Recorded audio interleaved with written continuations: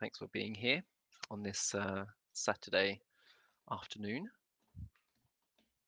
or evening or morning, depending on where you are.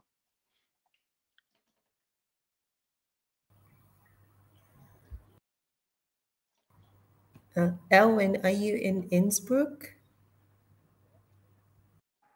Yes, that's right. Oh, nice. I've been there a few times. It's really beautiful.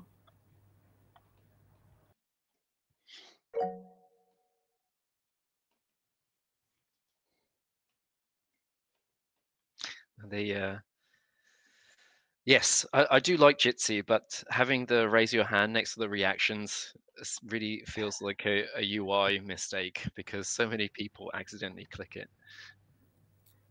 And also when it says someone would like to participate, it's so confusing. I'm like, does this mean they are not on the call? Like, what is going on? So I've just been informed by our support team that the recording has started. So welcome everyone to Wikidata and Sister Projects Day 3. People are slowly coming in. So I'll just give a little preamble before we start the day's schedule. Once again, I'm your moderator and guide throughout this event, Tenny Benjerfield, and it's a real pleasure to have you here with us. The previous 2 days, we heard about how to use Wikidata in the other Wikimedia projects, and a couple of examples for transposing facts from Wikidata using the info box and data box into Wikipedia articles. We also had a look at how Wikidata has been incorporated into the Wikivoyage listing editor to help make more complete information for travelers. On the schedule today, we have 3 sessions planned. First of all, Olaf Simmons will first take the floor and show off the Beam Me Up tool, which might also be known as the Wikibase migrator. And that's going to show how to migrate entities into FactGrid, a Wikibase instance. And later on, Bodhisattva and Nicholas, they've prepared a presentation and a workshop for Wikisource and how 2 cool kids play together.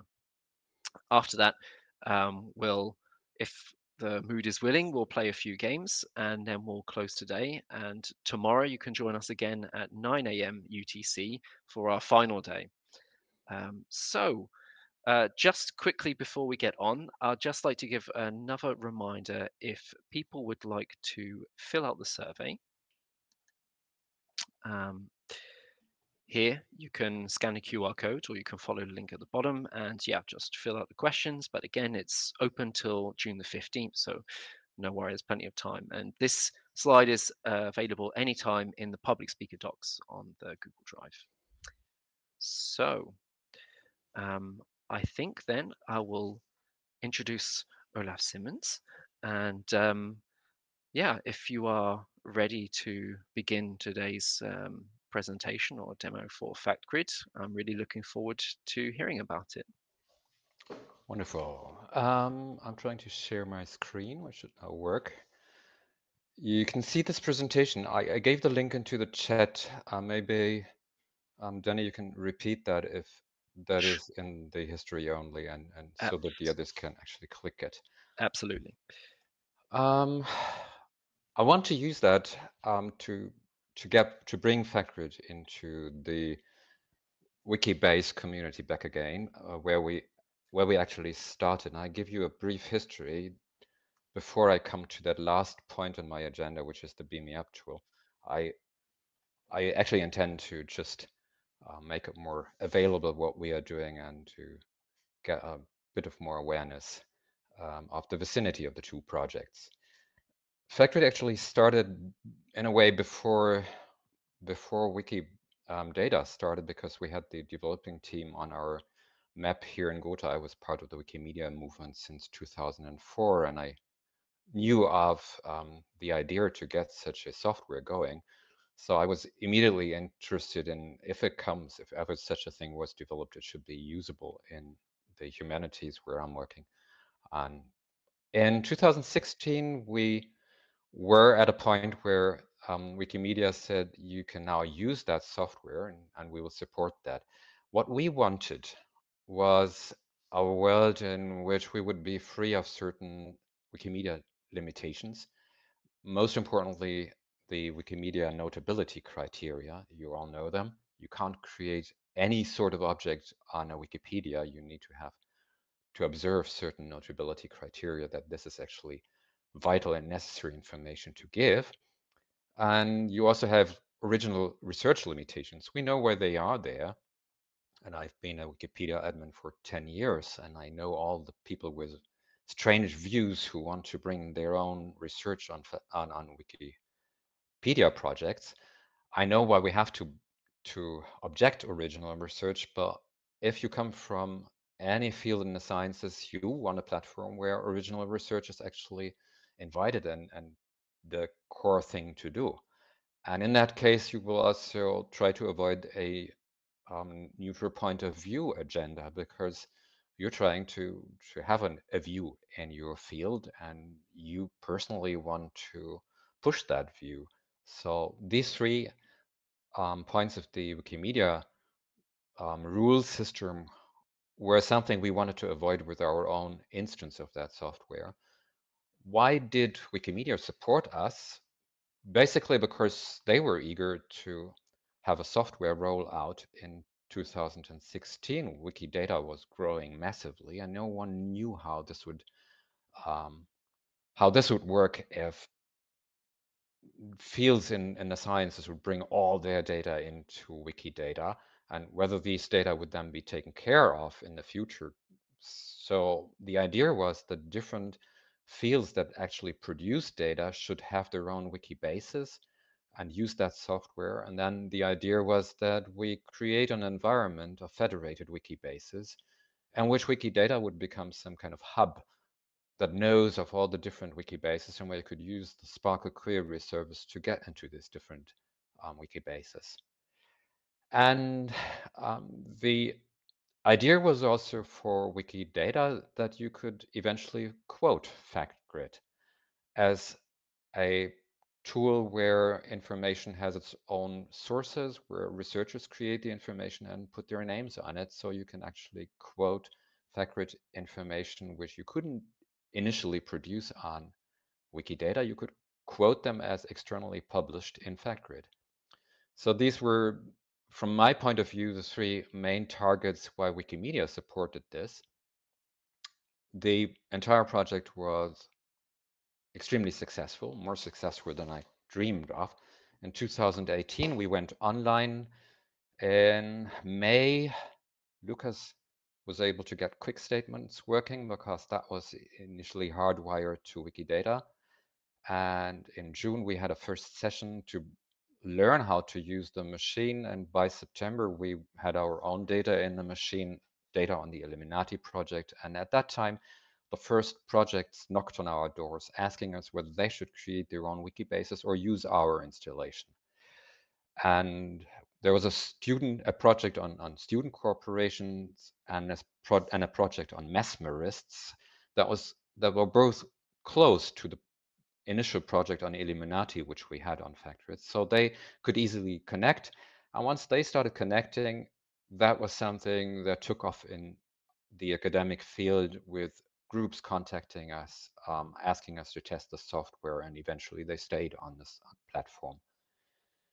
In 2020, we were contacted by the National Research Data Infrastructure of Germany, inviting us to become part of their future data infrastructure. And they were quite open why they choose us. They said, you took the path to the software which we all want to use. And presently we see a development of different consortia in the National Research Data Infrastructure who all create knowledge bases and who test Wikibases or even have them already. And FactGrid is in this case the oldest of these external Wikibases running in moderation, observed by the Wikidata team.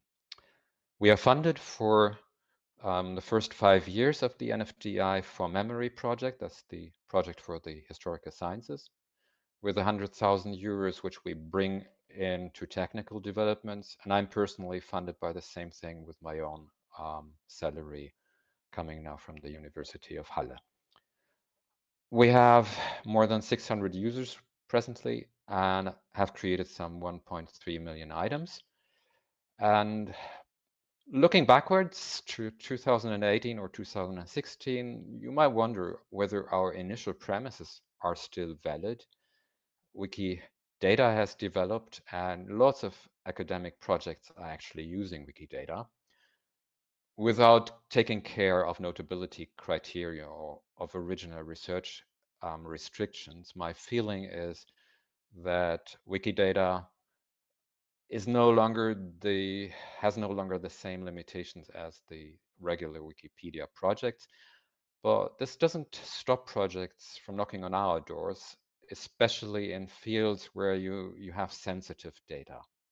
It might be that we will have a huge project on Nazi persecution, and that's an area where we'll have sensitive data in masses with people who are in prison under dubious allegations, and there you don't want to have that in a public medium where anyone can add or change allegations, and so we're in that way a safe place for projects to use.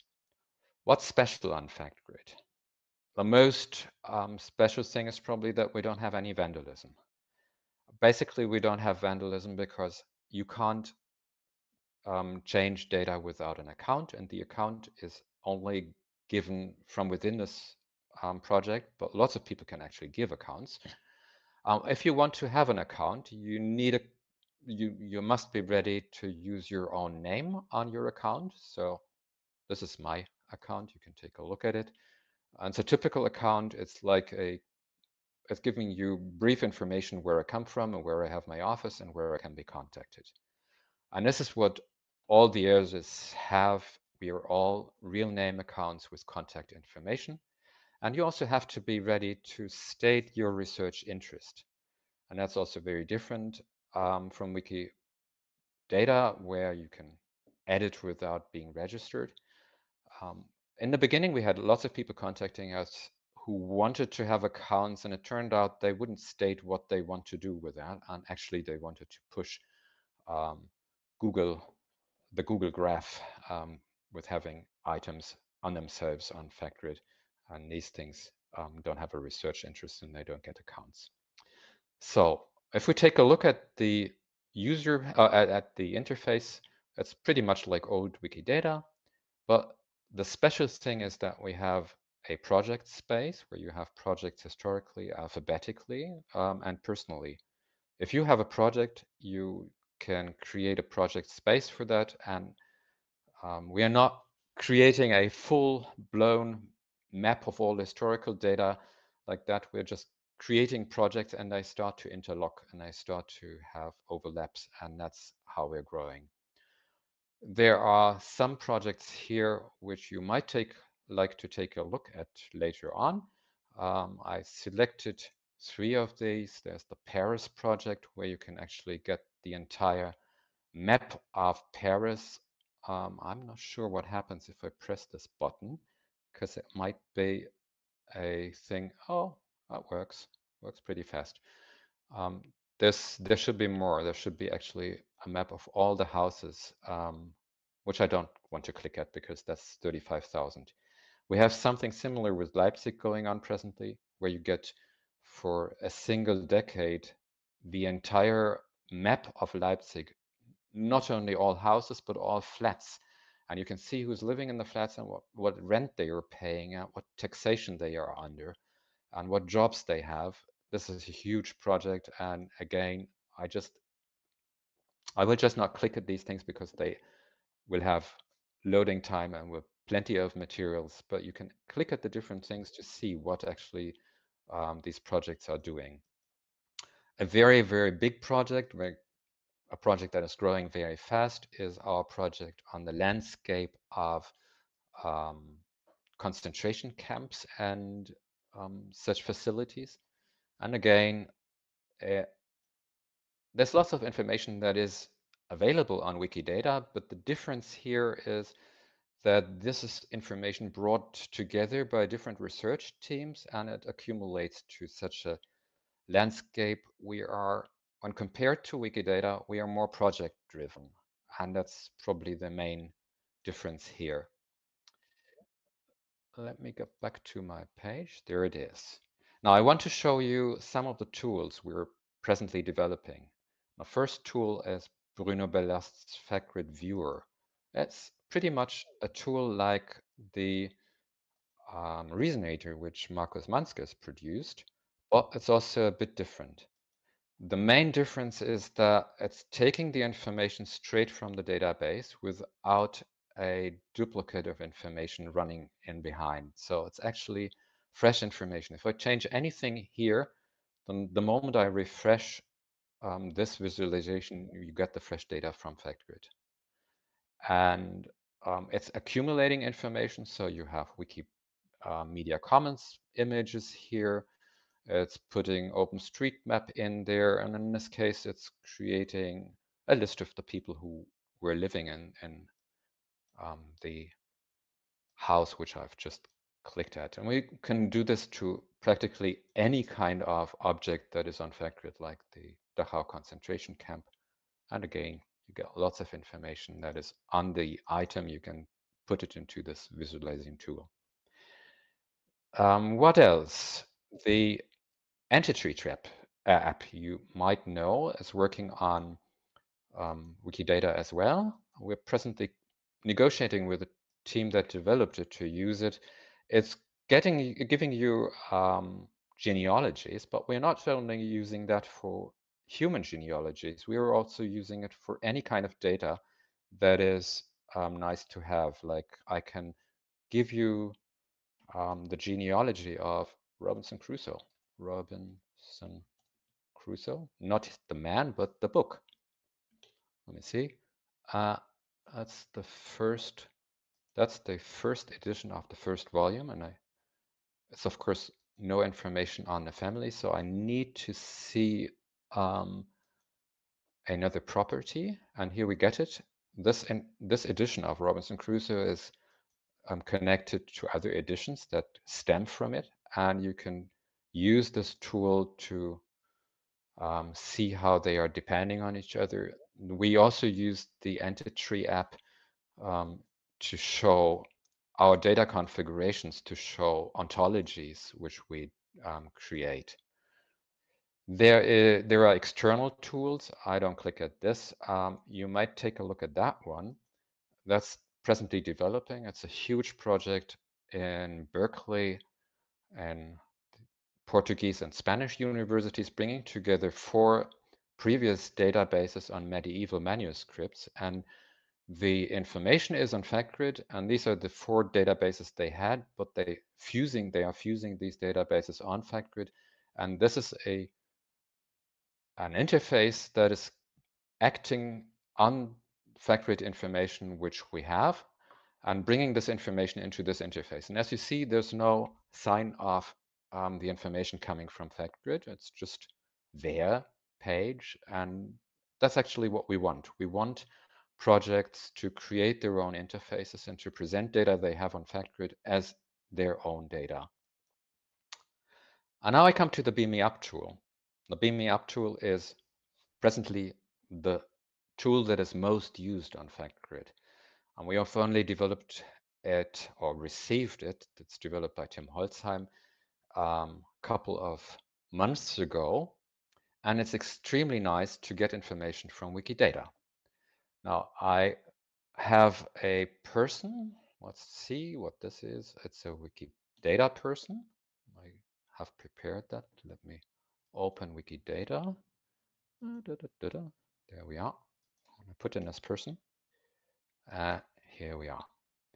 So I have no clue whether this person is already on FactGrid. I just want to have him on FactGrid.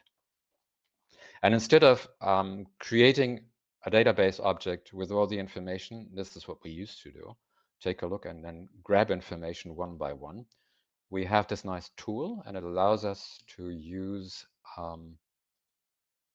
the ID in this case, and it's identified.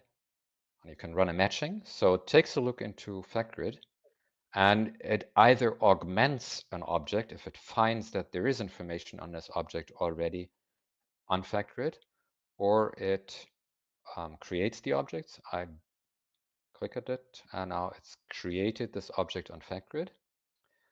And here you see the result.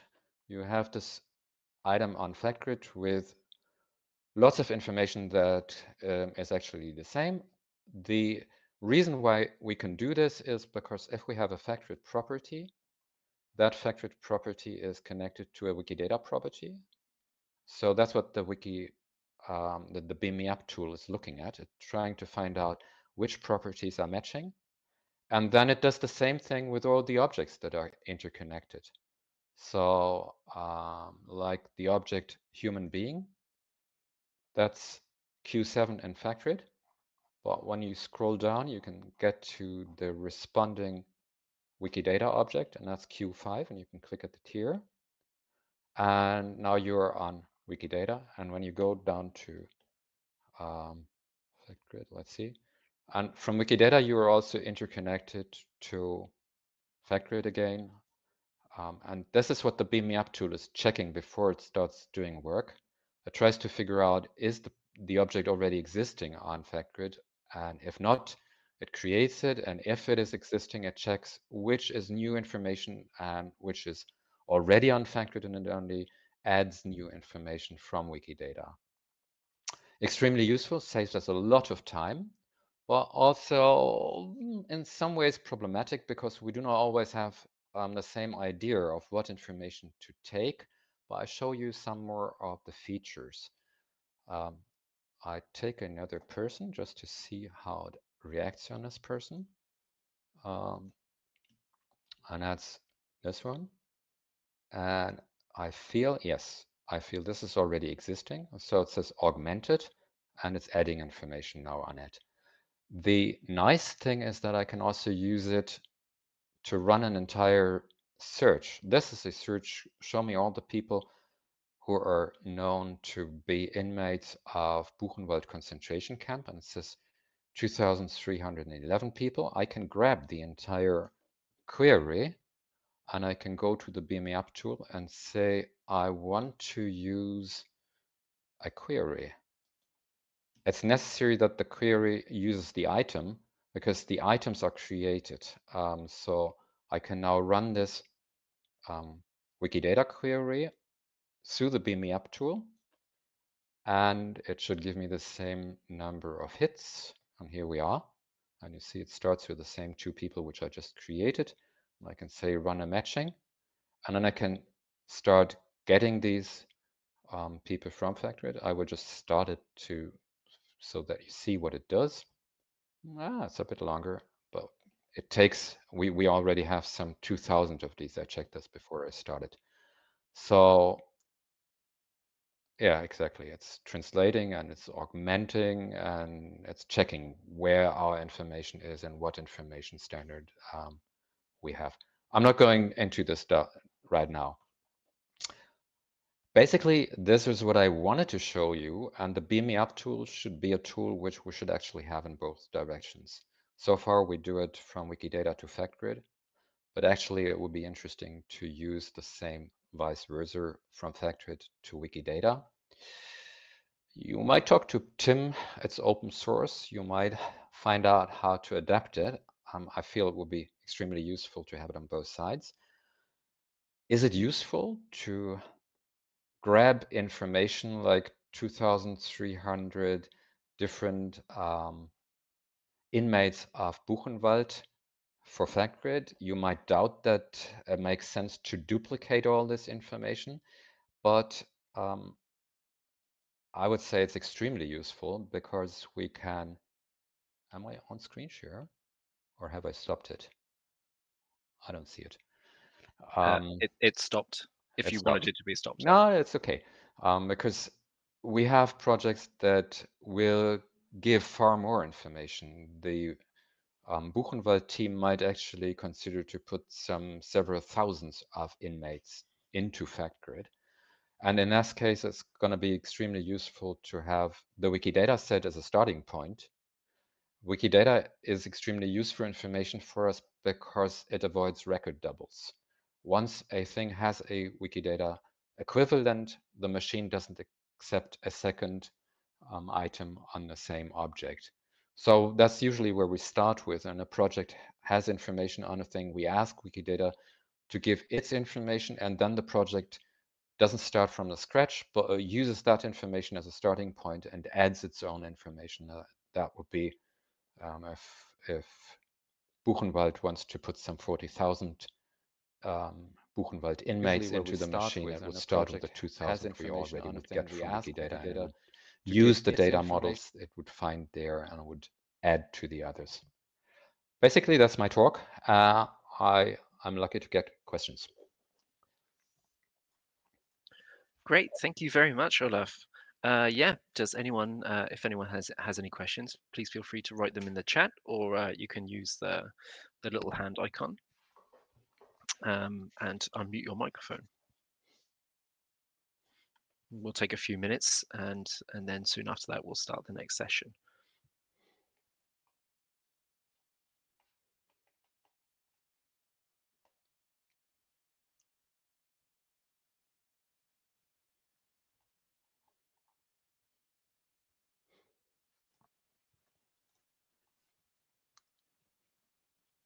Well, it must have been a fantastic talk.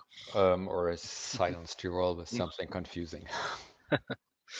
If people would like to learn more, can they just follow the link that is currently being shared, or Absolutely. And they can also contact us if you have projects where you feel you can't run them on Wikidata. If you want to do your own family tree, you can do that on FactGrid. We invite this because the information is always at some point historical.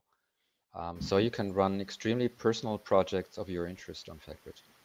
I actually have a question. Yeah. Hi. It was a really interesting presentation. Thank you so much.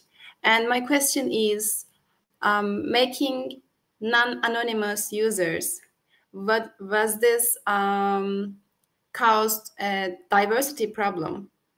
So how diverse the user base? Because I assume that when we increase the anonymity, maybe diversity could, when we decrease it, diversity also could decrease. But did you observe such a situation? Well, but mostly our users come from academic backgrounds. They need a machine for anything, starting from a seminar work where they want to have a certain visualization in their master's thesis or something like that, BA thesis, and then they go up to scientific projects that have 5 years funding, and all of these projects prefer a space where they are actually visible and to be quoted. They get personal items, everyone, so they can quote each other on information that is brought into the machine, and they have project items. I think it's even the first property that's going to move from FactGrid to Wikidata. It's the P131 property, research projects that contributed to this data set. I think you might have adopted it already. I saw an initiative for that a couple of weeks ago. And diversity, I think it's a very peaceful environment we are generating without the anonymity. An environment of far bigger trust where people contact each other if they find interesting information, and where they cooperate because they know it's an email and they can have a video chat in the next minute with that person who created this information on an item they are interested in. So my feeling is it's less of a barrier, it's less anonymous, less frightening when you know anyone. And we also make sure that we don't have projects accounts. So even student assistants who are working in a big project, if the work is actually done by these student assistants, they are there with their names. And it's necessary for us, if you want to inform a person that an upload doesn't really work the way they are doing it. I can see it on recent changes. So I need to be able to contact that student, whether female or male, who's just doing this. And that's the kind of thing where they all feel pretty comfortable Really about like the emphasis about in reach. Sorry? Oh, I thought you were done because of internet issues, probably. But I said, so that it's a feature because your community base is actually want to be visible. So they don't prefer to be anonymous in advance. Yeah. And they have to Thank be you. visible because they get money from state funding usually, or they are academic researchers and they want to be quoted.